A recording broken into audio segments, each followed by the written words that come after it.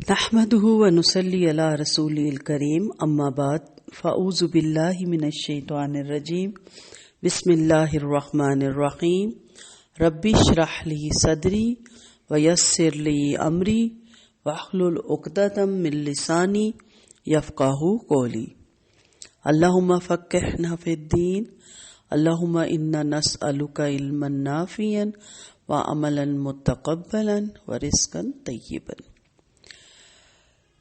تربیت اولاد کے بارے میں ہم لیکچر سن رہے ہیں۔ اسلام سلامتی والا دین ہے۔ اس کی تعلیمات پر عمل کرنے سے دنیا بھی سنورتی ہے اور آخرت بھی۔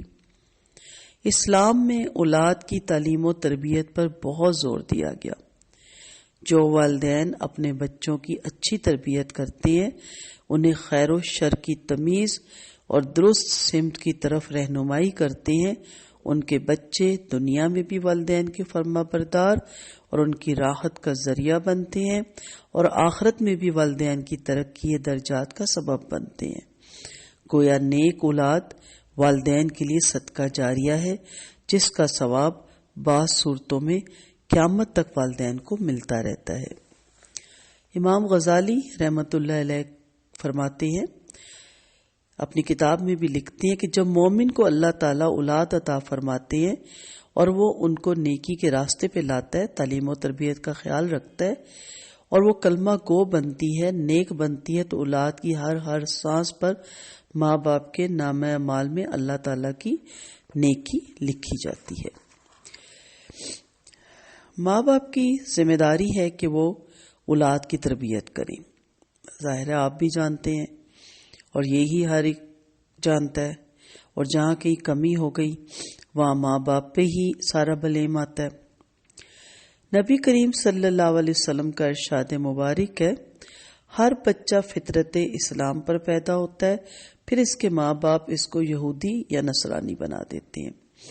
اس کا مطلب یہ ہے کہ ماں باپ اگر اچھی تربیت کریں گے تو وہ بچہ دین اسلام پر رہے گا، اور اگر غفلت برتیں گے تو وہ دین اسلام سے ہٹ کر دوسری طرف چلا جائے گا۔ اب بچہ فطرت اسلام پہ آتا ہے، لیکن جب وہ ہمارے گود میں آتا ہے، پھر ہمارے گھروں میں پرورش پاتا ہے، تو پھر ہم اس کو جو جیسا چاہے بناتے چلے جاتے ہیں۔ اس لیے بہت اہم ذمہ داری ہے ماں اور باپ کی کہ آپ جو کہہ رہے ہیں وہ نہیں مانے گا، جو آپ کر رہے ہیں اس کو وہ ضرور پک کرے گا۔ اس لیے اس کو فرقوں سے، جماعتوں سے، ان چیزوں سے دور رکھ کے دین اسلام ہی پہ رکھیں، اور پھر انشاءاللہ آگے اس پہ ڈیٹیل سے بات ہوگی، اور پیچھے ہو بھی چکی کہ ان کے سامنے ددیال ننیال کی برائیاں یا غیبتیں، اس طرح کی باتیں یا پچھلی باتیں دہرا کے ان کے دل میں نفرتیں پیدا مت کریں، انہیں ایک اچھا انسان بنائیں۔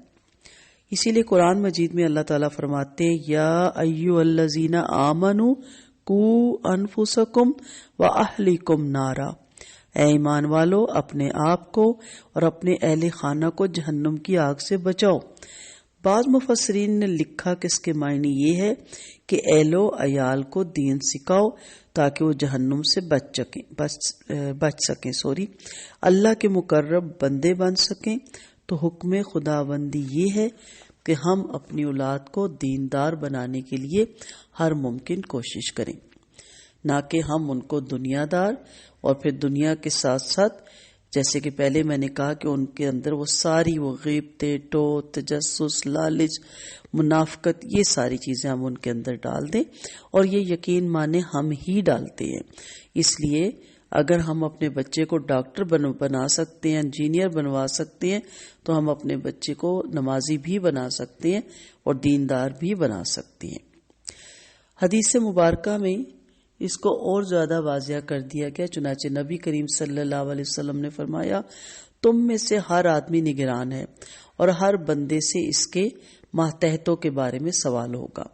چنانچہ شارحین حدیث نے لکھا کہ خاوند سے بیوی اور بچوں کی دینداری کے بارے میں پوچھا جائے گا، تم نے ان کو دیندار بنانے کے لیے کیا کوشش کی؟ اور بیوی سے اولاد کے بارے میں پوچھا جائے گا کہ تم نے اپنی اولاد کو نیک بنانے کے لیے کیا کوشش کی؟ ہر عورت اس کی ذمہ دار ہے کہ اپنے بچوں کو نیک اور دیندار بنائے. اگر نہیں بنائے گی تو یہ اولاد قیامت کے دن تباہی کا سبب بن جائے گی. امام غزالی رحمت اللہ علیہ نے اپنی کتاب میں لکھا کہ درخت دو طرح کے ہوتے ہیں. ایک خودرو، جب بچہ پیدا ہوتا ہے تو بے ڈھنگے ہوتے ہیں ایک خودرو، یہ جب پیدا ہوتا ہے تو بے ڈھنگے ہوتے ہیں، جن کی شاخیں کہیں بڑی ہوئی ہوتی ہیں، کہیں گھٹی ہوئی ہوتی ہیں، ان میں کہیں خوبصورتی نظر نہیں آتی، بے جوڑ سی چیز نظر آتی ہے، اس لیے کہ یہ خودرو درخت ہے. اور ایک درخت وہ ہوتا ہے کہ جس کو مالک خود اگاتا ہے، یعنی جس کا مالی ہوتا ہے، شروع سے کاٹ چھانٹ کرتا رہتا ہے. یہ درخت دیکھنے میں بہت خوبصورت لگتا ہے، پر اس پر پھل بھی بہت اچھے ہوتے ہیں. تو بچے کی مثال ایسی ہی ہوتی ہے. جو ماں باپ اولاد پیدا ہونے کے بعد ان سے غفلت برتتے ہیں، وہ اولاد خود روح درخت کی مانند ہوتی ہے. اور جو اپنے بچوں کی تربیت کا خیال کرتے ہیں، وہ اس درخت کی مانند ہوتے ہیں جس کو مالی نے کاٹ چھانٹ کر خوبصورت بنایا ہوتا ہے. اس لیے بچے کی مثال پگھلے ہوئے تانبے کی مانند ہوتی ہے. تانبا پگھلا ہوا ہو تو اس کو جس سانچے میں آپ ڈالیں وہی شکل اختیار کر لیتا ہے. اس طرح بچہ کچا ہوتا ہے، ماں باپ جس سانچے میں اسے ڈالیں گے وہ بچہ اسی میں ڈھل جاتا ہے. بچے کی پوری زندگی میں بچپن کی اس تربیت کا اثر رہتا ہے. اس لیے کہتے ہیں کہ بچپن کی باتیں انسان بچپن میں بھی نہیں بھولتا، اس لیے کہ ان کا گہرا اثر ہوتا ہے.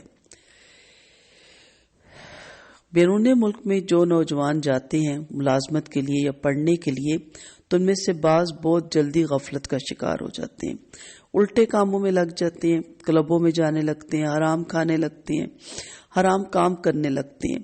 لیکن ایسے غافل قسم کے لڑکے بھی دین کو نہیں چھوڑتے. شرابی ہیں، زانی ہیں، لیکن جب پوچھو ان سے تو اللہ تعالیٰ کے اقرار کریں گے، نبی کریم صلی اللہ علیہ وسلم کی رسالت کا اقرار کریں گے. تو یہ سوچنا پڑتا ہے کہ ایسی زندگی کے دیکھنے میں مسلمان اور کافر میں بھی نہیں، لیکن ایمان کی رمق ابھی بھی ان کے دل میں ہے. یعنی ان کی زندگی ایسی ہو گئی ہے کہ مسلمان اور کافر کا فرق نہیں رہا. پھر پتہ چلتا ہے کہ اصل میں ایمان انہوں نے اپنی ماں کی گود سے سیکھا تھا اور اعمال انہوں نے بڑے ہو کر خود اپنائے تھے. تو جو چیز خود اپنائی تھی اس کا چھوڑنا آسان ہے، اور جو چیز ماں کی گود میں پائی تھی اس کا چھوڑنا مشکل کام ہے. اس لیے ماں کی گود سے بچہ جو پا لیتا ہے وہ ساری زندگی اس کا سرمایہ بن کر رہتا ہے. تو ماں کی گود پہلی درسگاہ ہے، اس لیے ماں کا کام ہے کہ اچھے برے کی پہچان بچے کو وہ کرائے. امام طبرانی نے سید عائشہ رضی اللہ عنہ کی ایک روایت نقل کی ہے.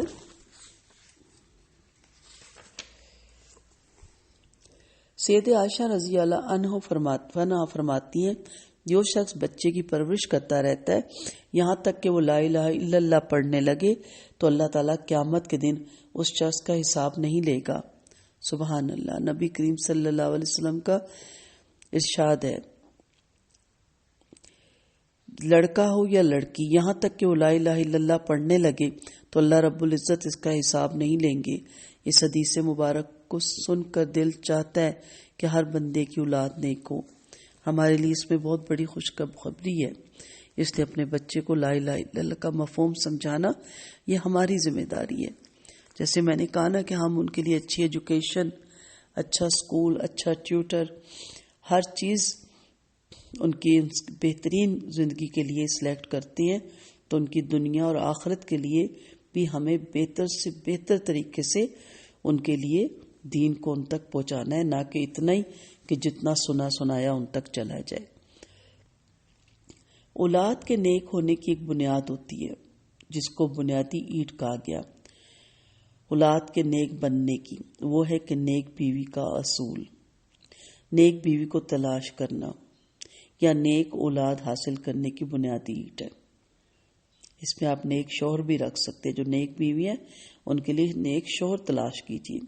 اسی لیے حدیث پاک میں نبی کریم صلی اللہ علیہ وسلم نے ارشاد فرمایا کہ لوگ اپنی بیوی کو پسند کرتے ہیں حسن و جمال کی وجہ سے، مال اور منال کی وجہ سے، حسب نسب کی وجہ سے اور ان کی نیکی کی وجہ سے.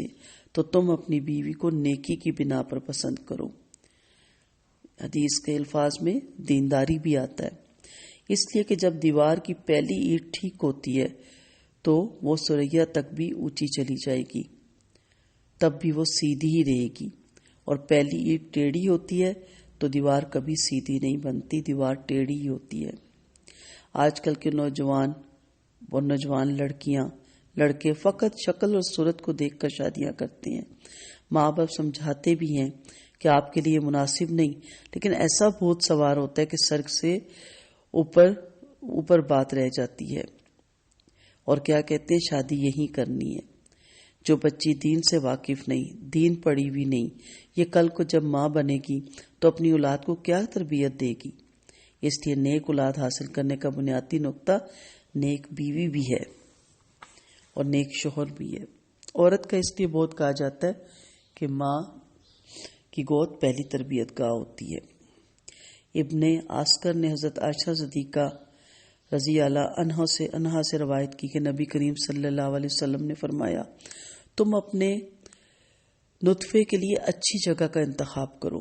نبی کریم صلی اللہ علیہ وسلم نے قریشی عورتوں کی تعریف فرمایا کہ قریش کی عورتیں اولاد پر بہت شفیق ہوتی ہیں اور اپنے خاوند کی خوب دیکھ بھال کرتی ہیں، تو معلوم ہوا کہ شادی کے وقت اس بات کا خیال کرنا چاہیے کہ آنے والے وقت میں اچھی ماں بن سکے گی کہ نہیں۔ حضرت جابر رضی اللہ عنہ نے شادی کی تو نبی کریم صلی اللہ علیہ وسلم کو ملنے کے لیے حاضر ہوئے۔ آپ صلی اللہ علیہ وسلم نے پوچھا کہ جابر، تم نے کس سے شادی کی، کنواری سے یا بیوہ سے یا شادی شدہ عورت سے، یعنی طلاق یافتہ سے؟ انہوں نے کہا کہ میں نے شادی شدہ عورت سے شادی کی۔ فرمایا کہ کنواری سے شادی کیوں نہ کی، وہ تیرے ساتھ کھیلتی تو اس کے ساتھ کھیلتا۔ تو انہوں نے جواب دیا، اے اللہ کے حبیب صلی اللہ علیہ وسلم، میری والدہ کی وفات ہو گئی اور چھوٹی عمر کی میری بہنیں ہیں، اور مجھے اچھا نہ لگا کہ میں بہنوں کی عمر کی بیوی اپنے گھر میں لے آؤں۔ میں ایک پختہ عورت کو لے کر آیا ہوں، میچور عورت کو، جو میری بہنوں کا خیال رکھے گی۔ تو ان کی اس بات پر اللہ کے نبی کریم صلی اللہ علیہ وسلم نے خوشی کا اظہار فرمایا۔ اس لیے جو شخص یہ چاہے کہ اولاد نیک ہو تو پہلا قدم یہ ہے کہ وہ نیک بیوی کو ڈھونڈے، تو اولاد کا نیک بننا آسان ہوگا۔ شوہر جتنی بھی کوشش کرے، جب تک بیوی اس کا ساتھ نہ دے اولاد نیک نہیں بن سکتی۔ خاوند بچوں کو سمجھا کے جاتا ہے کہ یہ کرو، یہ کرو، یہ مت کرو، یہ مت کرو۔ جب 1 گھنٹے کی نصیحت کر کے گھر سے نکلتا ہے تو پیچھے ماں بچوں کو کہہ دیتی ہے کہ تمہارے باپ کا تو دماغ خراب ہے، بس یہ ایک فکرہ 1 گھنٹے کے واعظ و نصیحت کو دھو کے رکھ دیتا ہے۔ اولاد کیا نیک بنے گی؟ اس لیے پہلا یونٹ یہ ہے کہ بیوی نیک ہو۔ نیک بیویاں نیک اولاد کا بنیادی سبب ہوتی ہیں۔ آگے تو ہر ایک کا اپنا اپنا نصیب ہوتا ہے، مگر عمومی اصول یہی ہے کہ ماں اگر نیک ہوگی تو اپنی اولاد کو بھی نیکی سکھائے گی۔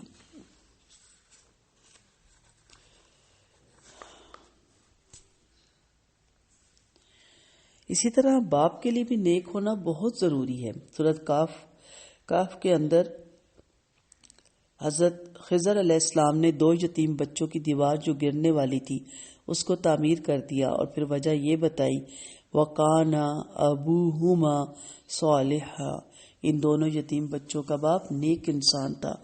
تو آپ دیکھیں اللہ تعالیٰ ان یتیم بچوں کا لحاظ اس لیے فرماتے ہیں ان کے باپ نیک تھے، تو نیک ماں باپ کا لحاظ دنیا میں بھی ہے اور آخرت میں بھی ہے۔ وہ کیسے کہ اولاد قیامت کے دن اس حال میں پہنچے گی کہ وہ اپنی طرف سے نیکی کی کوشش کرتی ہوگی مگر ماں باپ کے درجے کو نہیں پہنچ سکے گی، تو اللہ تعالیٰ فرمائیں گے کہ اچھا تم چونکہ فلاں کی اولاد ہو اور تم نے کوشش بھی کی، چلو ہم تمہارا حشر انہی کے ساتھ کریں گے۔